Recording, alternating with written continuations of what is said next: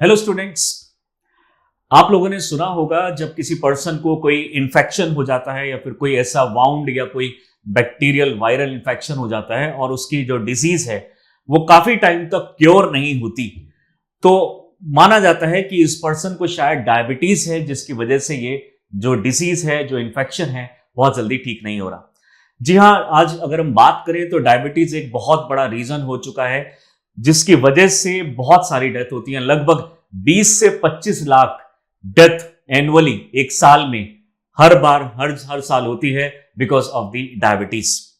ये एक ऐसी प्रॉब्लम है कि जो हर थर्ड पर्सन है पूरे वर्ल्ड में, यानी अगर हम 7 पॉइंट समथिंग बिलियन अगर पॉपुलेशन को मानते हैं तो हर थर्ड पर्सन है, इसका 1/3 को डायबिटीज होने के पूरे चांसेस हैं। ये डायबिटीज जनरली दो तरह की होती है, diabetes insipidus and diabetes mellitus.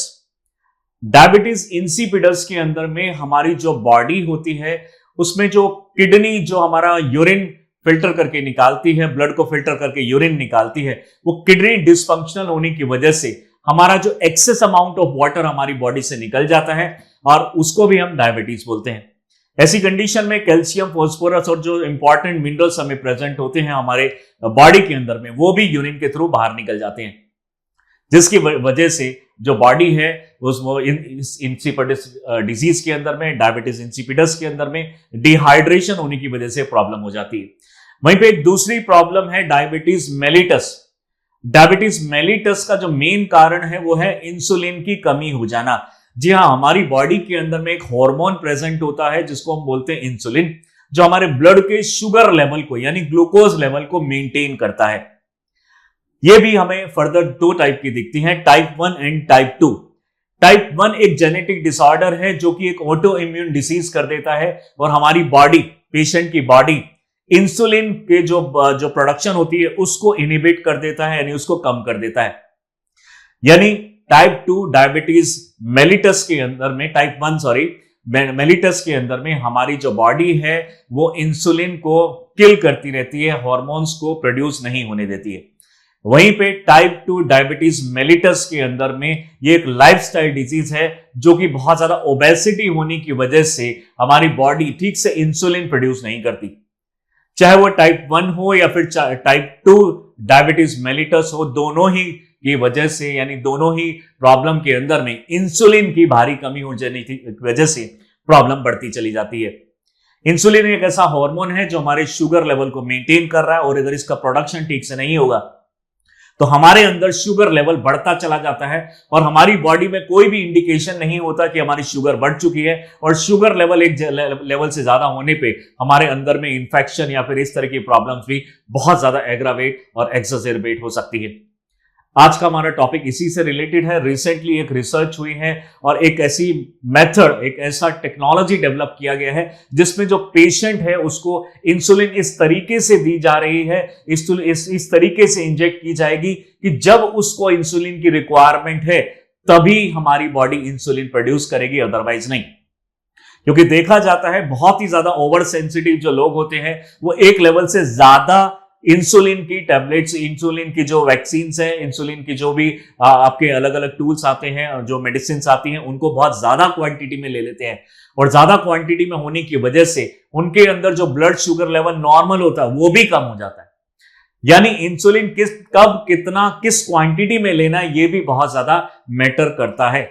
आज का हमारा टॉपिक इसी से रिलेटेड है, आइए इसको डिटेल में समझते हैं। Revolutionising diabetes care, the promise of the smart insulin. इस नई टेक्नोलॉजी को बोला जा रहा है स्मार्ट इंसुलिन, जिसके अंदर में हमारे एक मॉलिक्यूल है और एक रिंग टाइप स्ट्रक्चर है जो कि हम इसको यूज करने वाले हैं हमारे इंसुलिन या फिर डायबिटीज के ट्रीटमेंट के अंदर में। How smart insulin promises to revolutionise diabetes, जो डायबिटीज और ट्रीटमेंट है उसके अंदर में किस तरीके से रेवोल्यूशन ला सकता है। Scientists have made a major breakthrough in developing what have been long called holy grail diabetes treatment। यानी एक तरीके से बहुत लॉन्ग टाइम तक ऐसा बोला जा रहा था कि इस तरह की जो ट्रीटमेंट है वो आने वाला है, और अब एक टाइम आ चुका है कि इसके जो ट्रायल्स हैं रैट के ऊपर और माउस के ऊपर और दूसरे एनिमल्स के ऊपर ट्रायल्स सक्सेसफुल हो चुके हैं। एफिकेसी रेट इसकी बहुत ज्यादा है और वो दिन दूर नहीं है कि जब इसको ह्यूमन ट्रायल के लिए भी अप्लाई कर दिया जाएगा, और ह्यूमन ट्रायल होने के बाद ये एक तरीके से जब ये ह्यूमंस में लगाया जाएगा तो एक रेवोल्यूशन ले आएगा, क्योंकि हर साल ये लगभग 20 से 25 लाख लोग अपनी डेथ हो जाती है, उनकी अपनी जीवन को खो देते हैं just because of this deadly disease diabetes. और हर 3 में से 1% प्रोन है टू दिस डायबिटीज, यानी वो प्री जो डायबिटिक कंडीशंस है उसमें वो एक तरीके से करंटली सरवाइव कर रहे हैं। आइए इसको और आगे देखते हैं। रिसेंटली ये न्यूज में वही है, स्मार्ट इंसुलिन जो स्मार्ट बनाया जा रहा है, और ये पब्लिश हुआ था एक जर्नल में, जो कि माना जा रहा है कि एक बहुत बड़ा रेवोल्यूशन ला सकता है इस फील्ड के अंदर में। बात करेंगे कि डायबिटीज होती क्या है। डायबिटीज जैसा कि मैंने बताया, हमारी बॉडी के अंदर में जो ग्लूकोज लेवल है, जिसको हम शुगर भी बोल सकते हैं, शुगर लेवल का बढ़ जाना। शुगर लेवल बढ़ना कुछ अच्छी चीज नहीं है, क्योंकि हमारा जो शुगर लेवल है अगर बहुत ज्यादा हो जाएगा, यानी रियलिटी में हमें शुगर नहीं चाहिए होती, हमें शुगर से बनने वाली एनर्जी यानी एटीपी चाहिए होती है। अगर हमारी बॉडी में सिर्फ शुगर की फॉर्म में रहेगी, फर्दर एटीपी फॉर्मेशन नहीं होगा, तो हमारी बॉडी में एक्यूमुलेशन होता चला जाएगा ग्लूकोज का, और हमारी जो वेसल्स हैं, नर्व्स हैं, वो ब्लॉक हो जाएंगी, और उससे पेशेंट की डेथ भी हो सकती है। यानी हम चाहते हैं कि इस डायबिटीज में यदि जो ग्लूकोज और शुगर लेवल है, ये फर्दर एनर्जी, स्पेशली अगर हम बात करें एडिनोसिन ट्राइफोस में कन्वर्ट होना चाहिए, ताकि वो हमारी जो बॉडी है वो मेटाबॉलिक एक्टिविटीज करती रहे। एटीपी से जनरली हमारी मेटाबॉलिक एक्टिविटीज होती है, लेकिन इस ब्लड शुगर लेवल को मेंटेन करने के लिए एक हार्मोन की जरूरत पड़ती है, और इस हार्मोन को हम बोलते हैं इंसुलिन। हार्मोन एक स्पेशल टाइप के प्रोटीन्स होते हैं, और इस केस में अगर हम देखें तो इंसुलिन एक प्रोटीन है जो कि ब्लड शुगर लेवल को मेंटेन करता है। जैसे ही ब्लड शुगर लेवल आपका हाई होने लग जाएगा, बढ़ने लग जाएगा, इंसुलिन की प्रोडक्शन ज्यादा होने लग जाती है, और इंसुलिन इस ब्लड शुगर लेवल को कम करने की कोशिश करता है, और इसको इमीडिएटली कन्वर्ट कराने की कोशिश करता है एटीपी के अंदर। लेकिन अगर कोई पेशेंट डायबिटिक है तो उसके अंदर इंसुलिन ठीक से प्रोड्यूस नहीं होगा, और इंसुलिन ठीक से प्रोड्यूस नहीं होगा तो ग्लूकोज की ही कंडीशन में रह जाएगा, वो आगे एनर्जी की कंडीशन में, एनर्जी की फॉर्म में कन्वर्ट नहीं होगा, एटीपी की फॉर्म में कन्वर्ट नहीं होगा। डायबिटीज को फर्दर हम डिवाइड कर सकते हैं 2 पार्ट में। एक है डायबिटीज इंसिपिडस, और एक है डायबिटीज मेलिटस। इंसिपिडस में जैसे मैंने बताया कि किडनी फेलियर है, किडनी ठीक से हमारा यूरिन जो है फिल्टर नहीं कर रही है, और बहुत बार बार आपको यूरिनेशन हो रहा है, यूरिन के लिए जाना पड़ रहा है, जिसमें हमारे जो इंपॉर्टेंट मिनरल्स होते हैं वो भी निकल जाते हैं, और हमारी बॉडी के अंदर में डेफिशिएंसी और डिहाइड्रेशन हो जाता है, जिसकी वजह से काफी पेशेंट की डेथ भी हो जाती है। बट ये इतना डेडली डिजीज नहीं है जितना है डायबिटीज मेलिटस। डायबिटीज मेलिटस के अंदर मेन प्रॉब्लम आती है इंसुलिन की कमी। ये इंसुलिन की कमी 2 रीजन की वजह से हो सकती है, यानी इसमें 2 तरह की प्रॉब्लम होती है। एक है टाइप 1 डायबिटीज और एक है टाइप 2 डायबिटीज।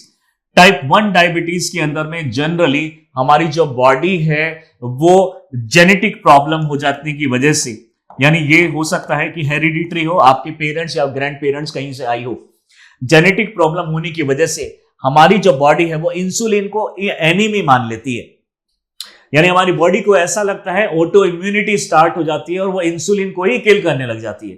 तो डायबिटीज में टाइप 1 के अंदर में जेनेटिक प्रॉब्लम होने की वजह से हमारी ऑटो इम्यून डिजीज स्टार्ट हो जाती है, और ऑटो इम्यून डिजीज में हमारी जो बॉडी है वो हमारे ही सेल को, हमारे खुद के सेल को दुश्मन मान के उसको किल करने लग जाती है।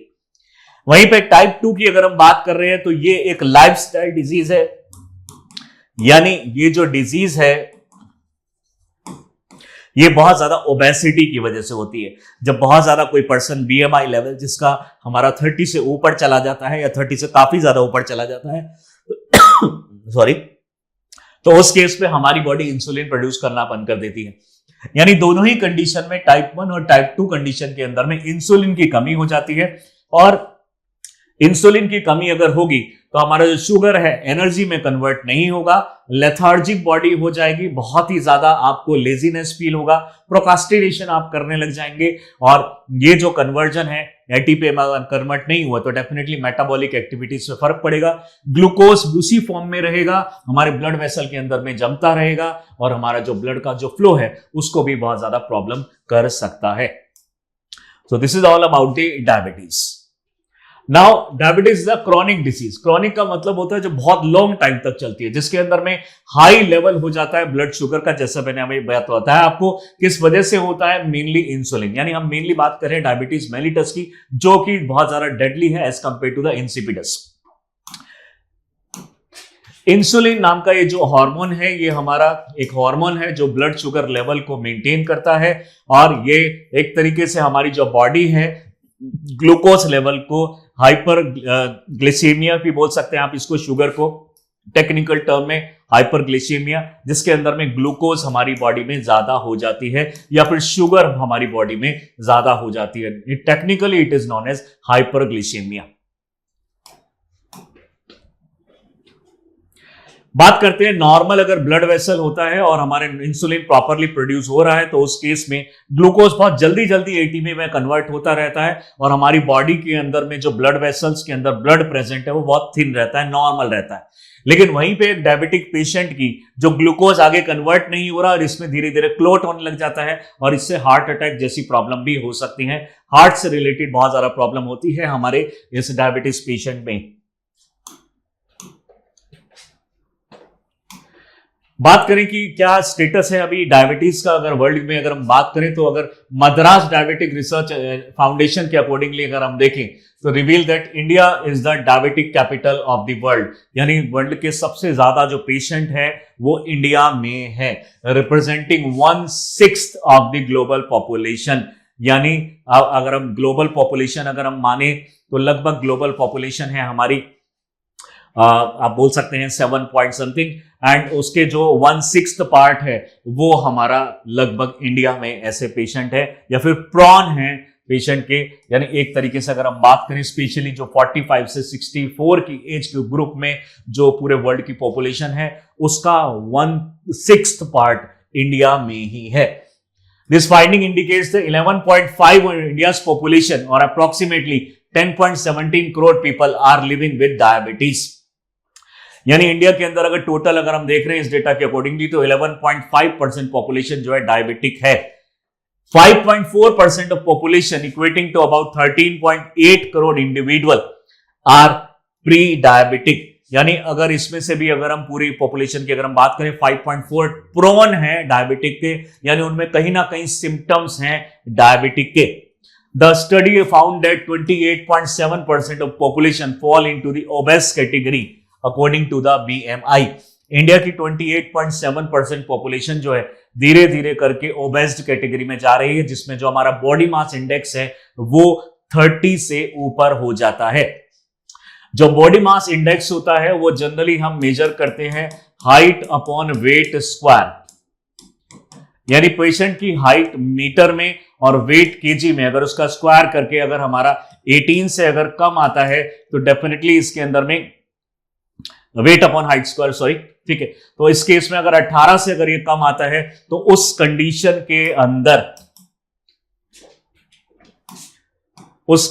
के अंदर अगर ऐसा कुछ होता है तो 18 से अगर कम आया तो उसको बोलते हैं अंडरवेट। 18 to 25 एक नॉर्मल कंडीशन है, 25 से 30 अगर हो गया तो ये एक तरीके से ओवरवेट कंसीडर किया जाता है, और अगर 30 से अबव अगर हमारा BMI बॉडी मास इंडेक्स अगर आता है तो उस केस में ओबेसिटी उसको बोला जाता है। तो इंडिया में बहुत ज्यादा लोग प्रॉन है इस बॉडी मास इंडेक्स के ओबेसिटी में जाने की।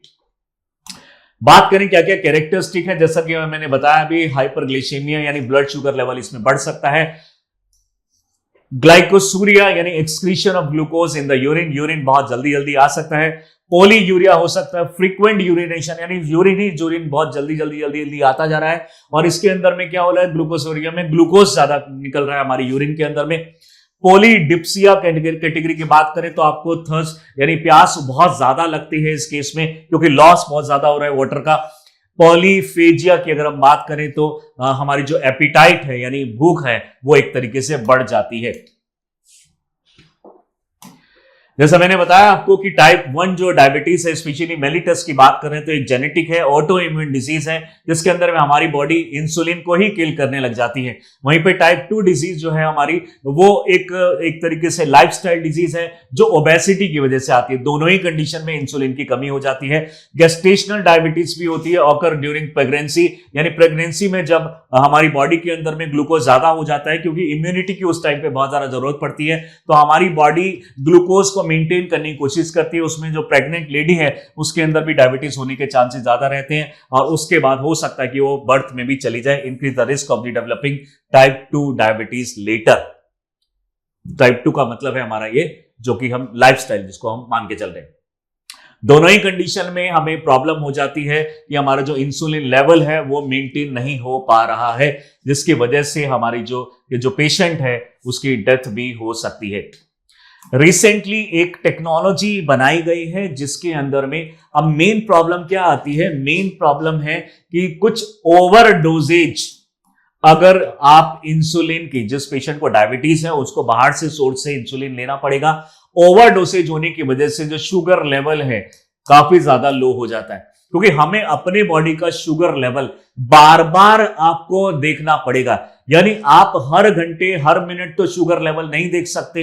अब हमारी क्या होता है, हम जब इंसुलिन लेते हैं तो हो सकता है कि शुगर लेवल हमारा ऑलरेडी कम है और हम जो ओवरडोसेज ले लिया तो हमारा शुगर लेवल एकदम से सडनली डाउन हो सकता है।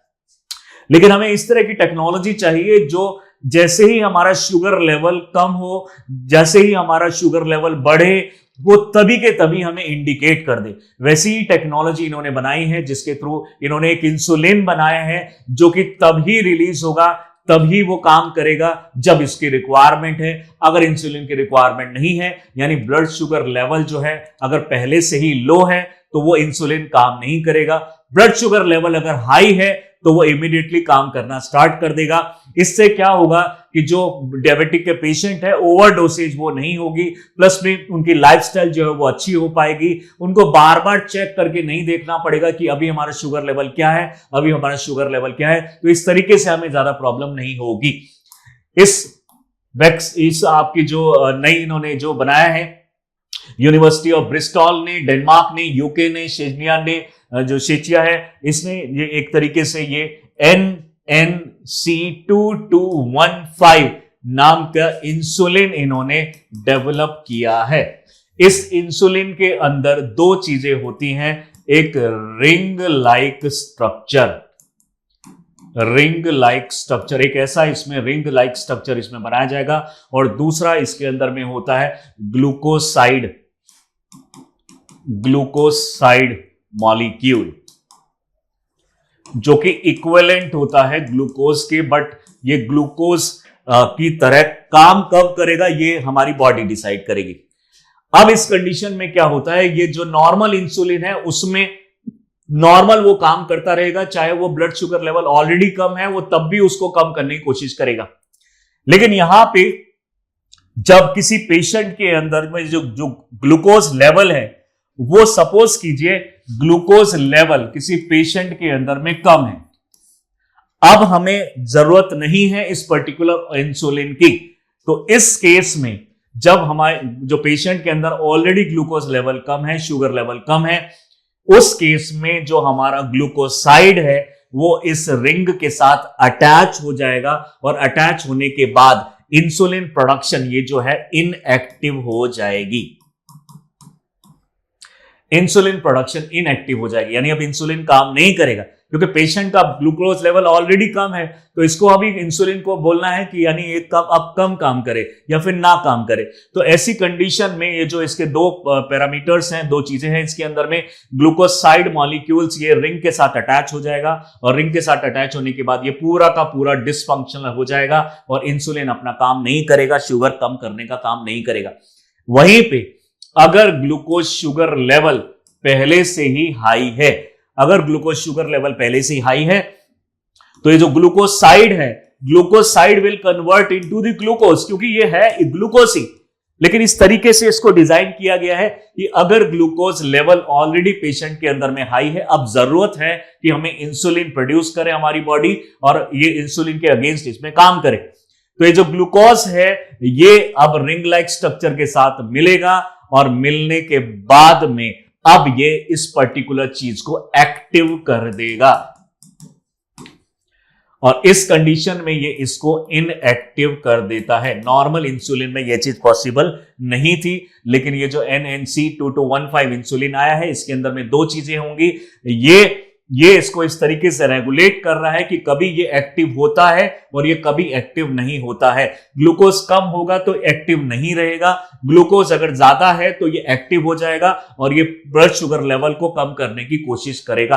ये टेक्नोलॉजी, ये सिस्टम डेवलप किया है अभी बहुत सारे इंस्टीट्यूट ने मिलके, और अगर ये सिस्टम जो है ये अगर फाइनल इसको क्लियरेंस मिल जाती है तो एक तरीके से रेवोल्यूशन, वरदान होगा उन 25 लाख लोगों के लिए, और जिनकी यानी हर बार जो डेथ हो जाती है, जो लोग 25 लाख के आसपास जिनकी डेथ होती है, वो जो डेथ में बहुत ज्यादा कमी देखने को मिलेगी, और जो लोग प्रोन हैं डायबिटीज के उनको भी बहुत ज्यादा हेल्प मिलने वाली है। इसकी अगर हम बात करें तो इसका जो सिग्निफिकेंस है, जो भी मैंने बताया, ऑन ऑफ सिस्टम के बेसिस पे काम कर रहा है। जो मैंने अभी बताया कि कभी ये सिस्टम ऑन होगा, कभी ये सिस्टम ऑफ होगा, नॉर्मल इंसुलिन में ये पॉसिबल नहीं था। ये इंप्रूव करेगा ब्लड शुगर लेवल और डेफिनेटली मैनेजमेंट में, इनोवेटिव डिजाइन में simplify the management of diabetes for patient, reducing the need for frequent adjustment and monitoring. बात करते हैं कि अगर इसमें सपोज कीजिए इसके और क्या सिग्निफिकेंस हो सकते हैं NNC-2215 के। Enhance quality of life, definitely आपको बहुत एंजाइटी या फिर का माइंड में आपको एक ऐसी टेंशन नहीं रहेगी कि मेरा ब्लड शुगर लेवल क्या अभी बहुत ज्यादा कम तो नहीं हो गया है। आपके जो अंदर में जो टेंशन होती है डायबिटिक पेशेंट के अंदर में इंसुलिन लेने के बाद भी एक्सटर्नल सोर्स से, वो आपकी प्रॉब्लम खत्म हो जाती है। एक ब्रॉडर इसमें ह्यूमन ट्रायल की जरूरत है। अगर ये प्रोसेस हो जाता है, this engineered insulin could benefit millions of people. Advancement in research, ये जो है और अच्छी एडवांस रिसर्च हो सकती है डायबिटीज में, हो सकता है इससे और आगे रास्ते खुल जाए और इससे भी अच्छी कोई टेक्नोलॉजी डेवलप हो पाए। डेफिनेटली ये बहुत ज्यादा कॉस्ट इफेक्टिव है। ये किस तरह का सिस्टम है जिसमें इनिशियल में जो रिसर्च है उसमें तो पैसा डेफिनेटली लगेगा, लेकिन एक बार ये मार्केट में आने के बाद एक रेवोल्यूशन कर सकती है और प्राइस लेवल इसका बहुत ही ज्यादा कम होने वाला है। इसी से रिलेटेड एक क्वेश्चन आप लोगों के लिए लेकर आए, discuss the potential impact of the smart insulin on the management of the diabetes. How does this innovative treatment differ from the traditional insulin therapies, जैसा कि मैंने बताया आपको, and what are the implications for patient care and healthcare system? Evaluate the challenges that may arise in the development and implementation of the smart insulin in clinical practices. इस question को 250 word में एक बार try कीजिएगा, और इसी तरह की और भी इनोवेटिव और इस तरह की बहुत ज्यादा जो हम आपको इंफॉर्मेशन आपको प्रोवाइड कर रहे हैं, नॉलेजेबल जो वीडियोस हैं, इसको अगर आप लाइक करते हैं तो do subscribe this channel Chahal academy. Thank you.